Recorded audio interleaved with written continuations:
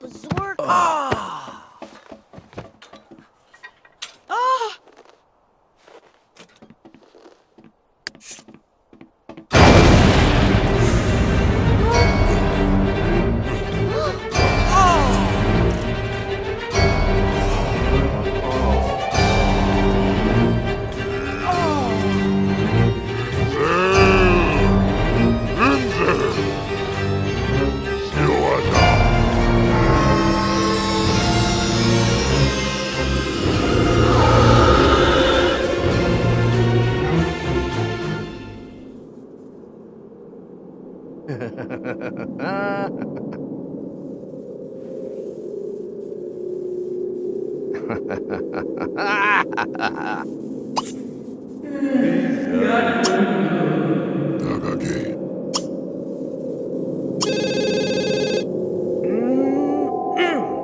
When? Oh.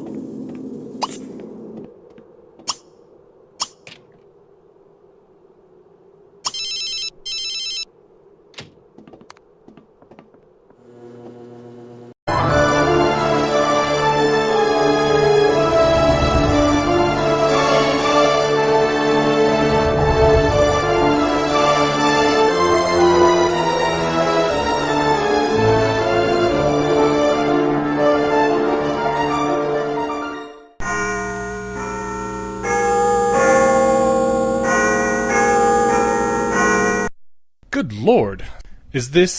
Can this be? Am I? Could I be? Maybe. You never know. If it is... But the question remains, why? Bless my soul. Harry Potter, what an honor. Well, yes, you're very perceptive. Most people don't realize that quite so quickly. Don't pester the boy, Tom. He's new to all this. But it is him? It's Harry Potter? My grandson was an Auror. Died in 79. Thank you, Harry Potter. Thank heavens for you. McGonagall? Who was the pale man? The man in the bar with the twitching eye. That was Professor Quirrell. He'll be teaching Defense Against the Dark Arts this year at Hogwarts. I had the strangest feeling that I knew him, and that I shouldn't ought to shake his hand. Mr. Potter, how much have you been told about how your parents died? My parents are alive and well, and they always refuse to talk to me about how my genetic parents died. An admirable loyalty, though it hurts a little to hear you say it like that.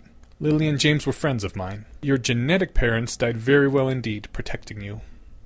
Protecting me? Something strange clutched at Harry's heart. Then her wand licked out and tapped 3 times on a brick wall, which hollowed into a huge archway, revealing a long row of shops with signs advertising cauldrons and dragon livers. Harry didn't blink. It wasn't like anyone was turning into a cat.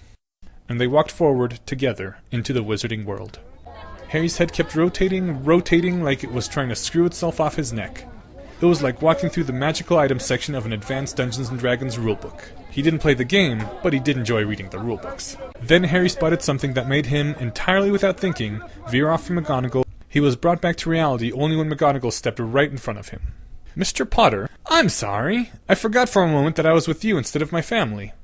When you walk past a bookstore you haven't visited before, you have to go in and look around. That's the family rule. Mr. Potter, our first step is to visit Gringotts, the bank of the wizarding world. Your genetic family vault is there, with the inheritance your genetic parents left for you, and you'll need money for school supplies. And I suppose a certain amount of spending money for books could be excused as well. Though you might want to hold off for a time. Hogwarts has quite a large library on magical subjects.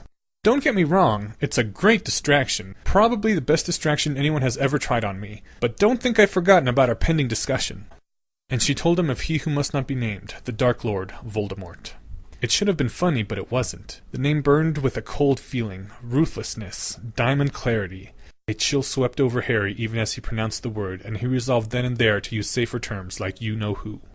The Dark Lord had raged upon wizarding Britain like a wilding wolf, tearing and rending at the fabric of their everyday lives. Other countries had wrung their hands but hesitated to intervene, for whichever was first among them to oppose the Dark Lord, their peace would be the next target of his terror. The bystander effect, thought Harry. The Death Eaters were not as terrible as the Dark Lord, but they were terrible, and they were many.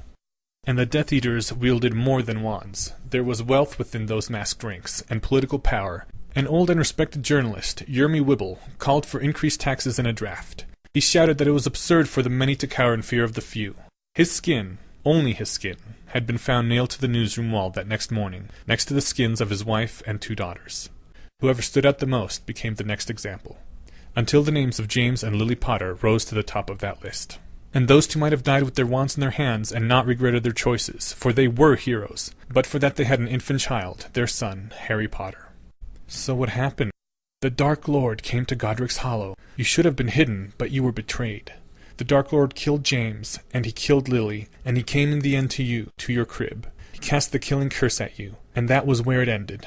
The killing curse cannot be blocked, but you survived. You are the only person ever to survive. The killing curse reflected and rebounded and struck the Dark Lord. That was the end of the terror, and we were free. That, Harry Potter, is why people want to see the scar on your forehead, and why they want to shake your hand. The storm of weeping that had washed through Harry had used up all his tears. He could not cry again. He was done. And somewhere in the back of his mind was a small, small note of confusion, a sense of something wrong about that story, and it should have been a part of Harry's art to notice that tiny note, but he was distracted. For it is a sad rule that whenever you are most in need of your art as a rationalist, that is when you are most likely to forget it.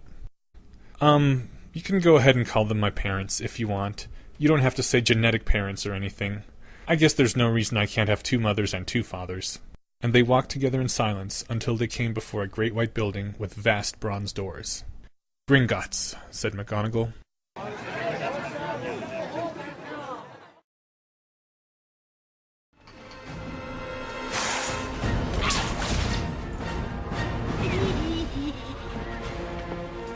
Not my daughter, you bitch!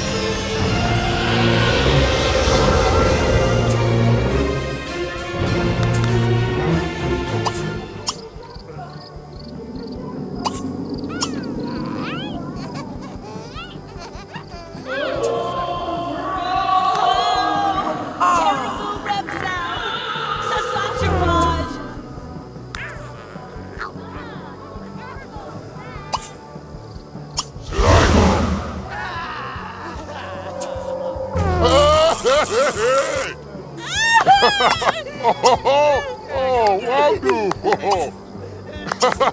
Woohoo! Linda! Oh, shaka!